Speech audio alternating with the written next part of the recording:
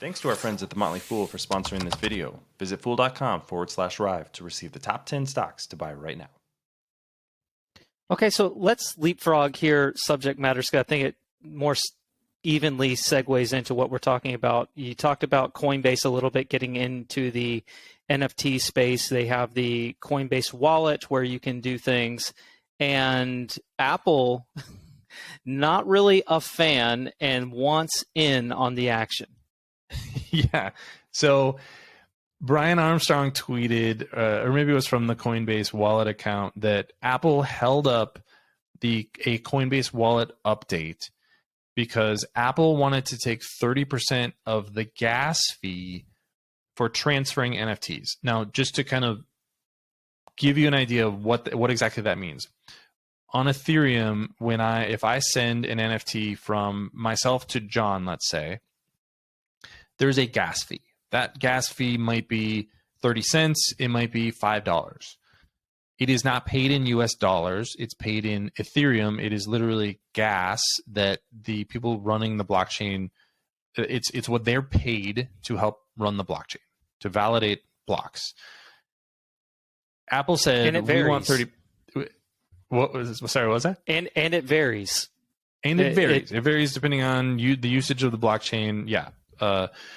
It's not like when you go and buy something on an e-commerce website and you just drop down 48 hours, 24 hours shipping and it's a fixed rate. No, based on blockchain usage at that time, is what you're going to pay in the gas fee. Yeah, and Apple said, we want 30% of that because it's a transaction that's happening on an app in our app store. And Coinbase was basically like, we can't even do that. We can't pay you in Ethereum. Like, yeah. This fee is not possible to do. You want us to pay you in US dollars, but that's not what we're using as our medium of transaction here. So it was just it's one of these interesting points in the crypto and Web3 space where you see disruption happening because you see the disruptive company coming to an established company and go, hey, can we kind of work together? And the established company saying, I don't even know how to speak the language that you're speaking.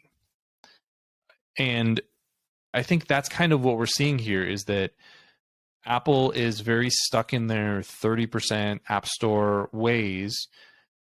As more and more people are using crypto and NFTs, we can talk about some of the use cases. I mean, this news came out just before I got an email from Starbucks that the Starbucks NFT is going to be launching this week, December 8th. Does that mean that I can't do anything with the Starbucks NFT on an Apple device? Like, that's insane. That's crazy. Yeah. So we're seeing interesting points where if you make enough people mad, they're going to find another solution. And, there are things now like the Solana Saga phone that's going to be, I think it's in a few people's hands now and will be in more hands in 2023. Maybe that isn't the product, but it's maybe a path to a future where there's not this friction from Apple in the App Store and in the apps that are available. So I think that's an interesting maybe turning point where the establishment says, hey, we're not going to work with you.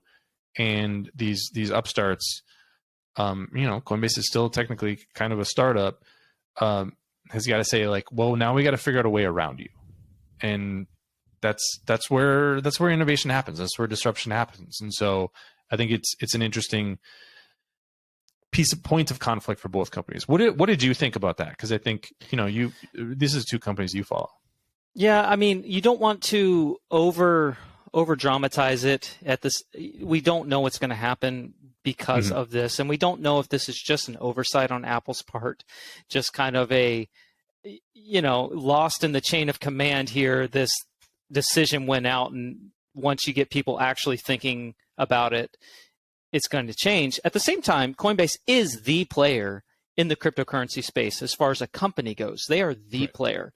And then on the tech side of the equation, Apple is the player in mobile ecosystems and everything else. And now you have this conflict between the two players on their respective ends. And so on one hand, you have Apple representing the established mobile operating system, the established economic operating system in the dollar. And then on the other side, you have Coinbase representing a different way to approach an operating system, which is blockchain, and a different way to approach economics, which is cryptocurrency. And now you have this clash here that has happened. So what does that do?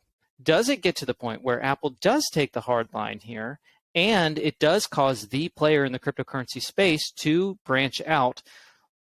To your point with the Solana phone, I do think that is where the entire space could be pushed. Depending on how Apple plays this, you do have that all of a sudden native cryptocurrency mobile ecosystem that really starts to blossom as a result of something like this. Because if you're going to charge 30% gas for Coinbase, all of a sudden, pretty much anything in the cryptocurrency space then is subject to Apple's take rate. Yeah, and just to extend exactly what you're saying to maybe a logical end, one of the projects that I've been really excited about is XNFTs from Coral is the company that's making it, and the wallet that they have is called the Backpack. So it's just early access right now, but I have access to it, and the idea there is in your wallet you click on an NFT and it executes basically a program, and now it reads, do you have access to such and such a thing in your wallet? And it works like an app, except instead of Netflix signing into your Netflix account on a server at Netflix, it's just checking the blockchain to see if your wallet, your the assets that are in your secure enclave in this case, have the what you need to get access to something, and boom, off you go. So it's like a new way of thinking about apps. Instead of Apple controlling apps, now the apps live in your wallet. Well, now take that to its logical solution. What if the interface, the apps that I'm looking at, are actually just the apps in my wallet? Now you've kind of rethought the mobile business for something that is built for blockchain, built under the assumption that the blockchain exists. And I think that could potentially be really interesting and disruptive, because it's a very different way of thinking about it than the way that we've spent the last 15 years thinking about Apple's products and the Google Play Store as well. So yeah, it will be very interesting to watch, because I think this is Apple could embrace this technology, and I don't think anybody they would own the mobile phone business for the next 20 years.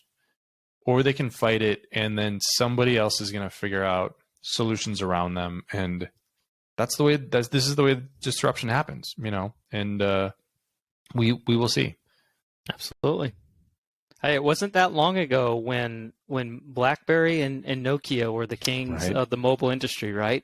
And, they were the ones, this wasn't the only contributor to the rise of Apple, but the other companies did fight the death of the keyboard, right, on the phone, whereas Apple embraced the touchscreen. And I don't know if there's any sort of comparison that can be made there, but I think to your point, but isn't that funny? Like, change. You're right. Thinking back, the point of disruption that Apple saw that that those companies didn't see was that physically touching keys on a phone was important.